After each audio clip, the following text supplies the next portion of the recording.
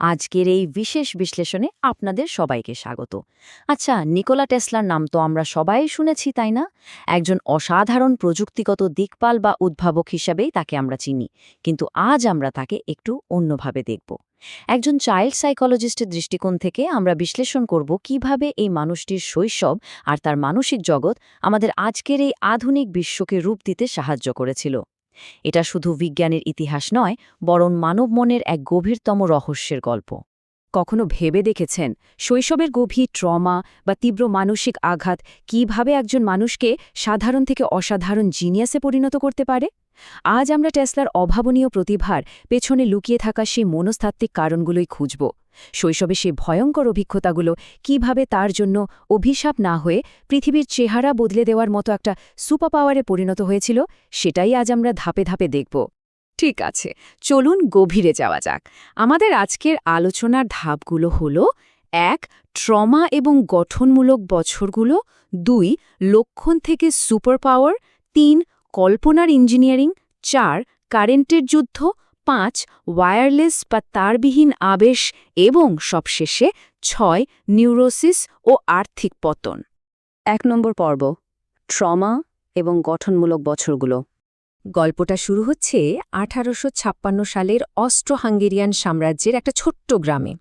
একজন চাইল্ড সাইকোলজিস্টের চোখে দেখলে টেসলার মানসিক বিকাশে তার বাবা মায়ের প্রভাব ছিল একেবারে বিপরীত মেরুর। একদিকে ছিলেন তার মা ডুকা ম্যান্ডিচ, যিনি ছিলেন ভীষণ উদ্ভাবনী মনের। তিনি নিজেই নানা গৃহস্থালী যন্ত্রপাতি তৈরি করতেন, আর তার ছিল নিখুঁত স্মৃতিশক্তি বা এডেটিক মেমোরি, যেটা টেসলা উত্তরাধিকার সূত্রে পেয়েছিলেন। অন্যদিকে তার বাবা মিলুটিন ছিলেন একজন কঠোর অর্থোডক্স যাজক। তিনি চাইতেন ছেলেও তার মতো যাজক হোক এবং ছোটখাটো ভুলেও প্রচণ্ড শারীরিক শাস্তি দিতেন।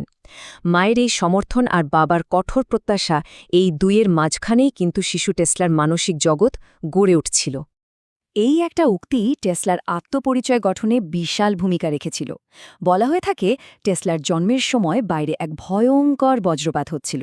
ধাত্রী সেটা দেখে ভয় পেয়ে বলেছিলেন যে এই শিশু অন্ধকারের প্রতীক হবে, কিন্তু তার মা সাথে সাথে বলে ওঠেন, না, সে হবে আলোর সন্তান। মায়ের এই প্রগাঢ় বিশ্বাস আর সমর্থন শিশু টেসলার অবচেতন মনে একেবারে গেঁথে যায়। তিনি আক্ষরিক অর্থেই সারা জীবন নিজেকে সেই আলোর সন্তান হিসেবেই প্রমাণ করে গেছেন। তবে তার শৈশব কিন্তু খুব একটা মসৃণ ছিল না। ছোটবেলায় নিজের চোখের সামনে বড় ভাই ড্যানকে ঘোড়া দুর্ঘটনায় মারা যেতে দেখাটা তার মনে এক গভীর অপরাধ বোধের জন্ম দেয়। আর এই মানসিক আঘাত থেকে টেসলার মধ্যে অদ্ভুত সব ফোবিয়া আর নিউরোসিস তৈরি হয়। তিনি বাস্তব আর কল্পনার মধ্যে পার্থক্য করতে পারতেন না। মহিলাদের মুক্তার দুল, মানুষের চুল বা কর্পূরের গন্ধে তার তীব্র ভীতি ছিল।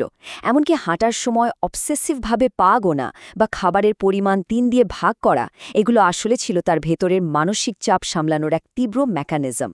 ২ নম্বর পর্ব, লক্ষণ থেকে সুপার পাওয়ার। একটা ভীত সন্ত্রস্ত ছোট ছেলে তার চরম মানসিক লক্ষণগুলোকে কিভাবে কগনিটিভ ক্ষমতায় রূপান্তরিত করেছিল, সেটা সত্যি বিস্ময়কর। শিশু টেসলা তার চারপাশের জগৎকে নিজের মতো করে নিয়ন্ত্রণ করতে চাইতেন। মেকানিক্যাল সিস্টেম বোঝার জন্য তিনি অনবরত ঘড়ি খুলে আবার জোড়া লাগাতেন, যা তার সারা জীবনের মেকানিক্যাল ইঞ্জিনিয়ারিংয়ের ভিত্তি করে দেয়। আর সবচেয়ে মজার ঘটনাটি ঘটে তার পোষা বিড়াল ম্যাকাকের সাথে। বিড়ালের পিঠে হাত বোলাতে গিয়ে সৃষ্ট স্ট্যাটিক বিদ্যুতের একটা ছোট্ট স্পার্ক তার মনে বিদ্যুতের প্রতি আজীবনের কৌতূহল জাগিয়ে দেয়।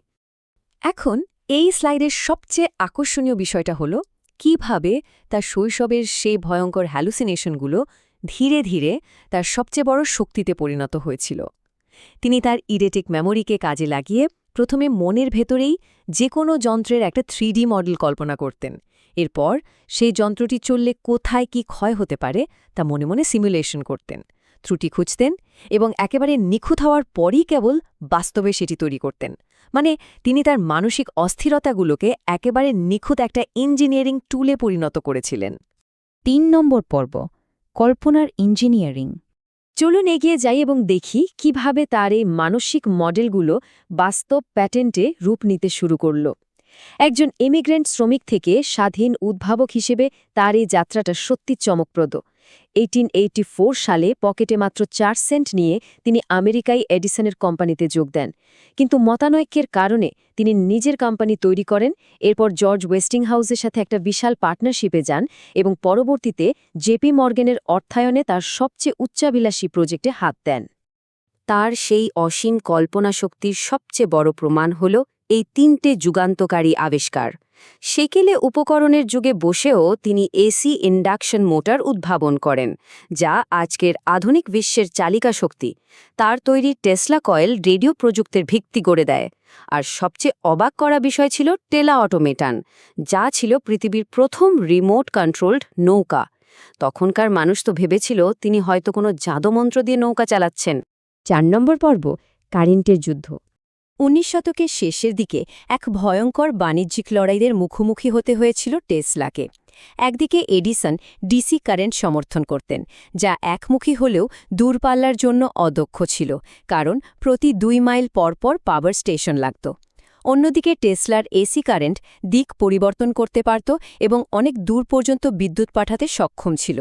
প্রযুক্তিগতভাবে এসি অনেক উন্নত হওয়া সত্ত্বেও তৎকালীন মুনাফালোভী বিনিয়োগকারীরা এডিসনের প্রতিষ্ঠিত ডিসি সিস্টেমেই বেশি ভরসা রেখেছিলেন। তাহলে সবচেয়ে গুরুত্বপূর্ণ পয়েন্টটা হলো এই সংখ্যাটা, $12 মিলিয়ন। ওয়েস্টিংহাউস কোম্পানি যখন চরম আর্থিক সংকটে পড়ে, তখন বন্ধু জর্জ ওয়েস্টিংহাউসকে বাঁচাতে টেসলা তার রয়্যালটি চুক্তির এই বিশাল অঙ্কের কাগজটি আক্ষরিক অর্থেই ছিঁড়ে ফেলেছিলেন। এই চুক্তিটা যদি তিনি ধরে রাখতেন, তবে তিনি হয়তো পৃথিবীর প্রথম বিলিয়নিয়ার হতেন। কিন্তু এটি প্রমাণ করে যে তিনি অর্থের প্রতি পুরোপুরি নির্লিপ্ত ছিলেন। তার মূল লক্ষ্য ছিল শুধু বিজ্ঞান। 5 নম্বর পর্ব, ওয়্যারলেস বা তারবিহীন আবেশ। জীবনের এই পর্যায়ে এসে তার চিন্তাভাবনা একেবারে বিশাল আকার ধারণ করে।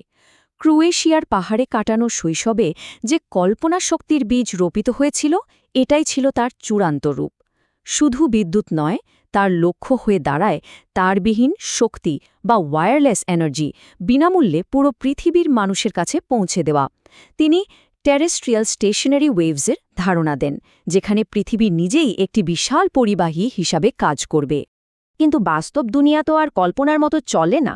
জেপি মর্গ্যান যখন বুঝতে পারলেন টেসলা বিনামূল্যে শক্তি বিতরণ করতে চান, তখন লাভের উদ্দেশ্য ব্যাহত হওয়ায় তিনি ফান্ডিং বন্ধ করে দেন।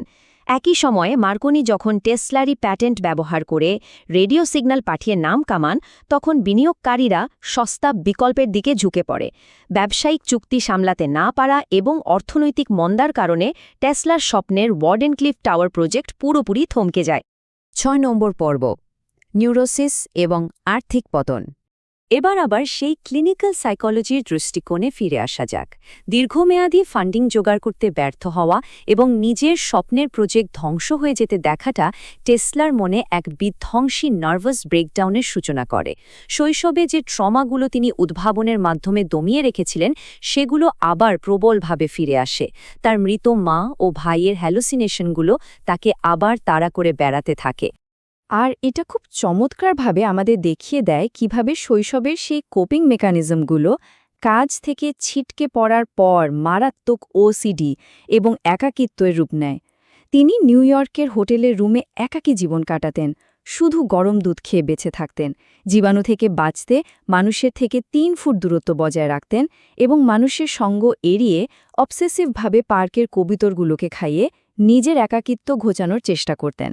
সবশেষে একটা বড় প্রশ্ন থেকেই যায়, যে মানসিক গঠন আর একাকিত্ব ছোটবেলায় তাকে অভাবনীয় জিনিস কল্পনা করতে শিখিয়েছিল, সেই একই জিনিসই কি শেষ পর্যন্ত তাকে বাস্তব দুনিয়া থেকে বিচ্ছিন্ন করে তার করুণ পতনের দিকে ঠেলে দিয়েছিল? একজন জিনিয়াসের মনস্তত্ত্ব আসলেই কতটা জটিল হতে পারে, এটি তারই এক বিষণ্ণ কিন্তু বিস্ময়কর প্রমাণ। আশা করি আজকের এই বিশ্লেষণ আপনাদের নতুন করে ভাবতে সাহায্য করবে। সাথে থাকার জন্য অসংখ্য ধন্যবাদ।